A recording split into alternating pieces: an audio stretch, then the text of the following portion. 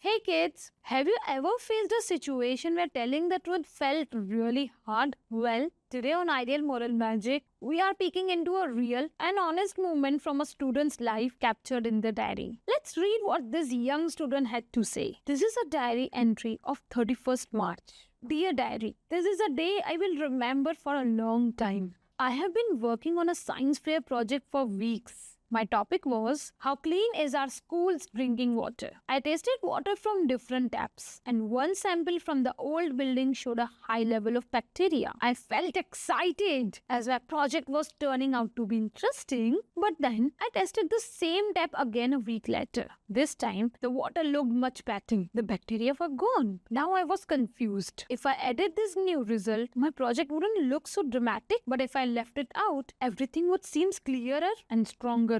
I start thinking, no one will know what's the harm. I kept thinking about what Miss Mehta, our science teacher, always says. Good science is about truth, not perfection. Still, I wanted to win because the prize was a trip to a science museum in Delhi. And mom even said she would buy me a smartwatch if I won. At football practice, I told Khushi, last year's winner, about my project. Well, most of it. She shared how she had once made a mistake in her experiment, but instead of hiding it, included it in her project. One of the judges has told her that her honesty was made her stand out. Her words really stayed with me. That night, I couldn't sleep. I wondered whether I would be proud of my work if I didn't tell the full truth. So this morning, I changed my project. I added a section called What I Learned and wrote about how water quality can change and why tasting over time is important. At the fair, my project wasn't the fanciest, but after my presentation, one of the judges, a science teacher from another school,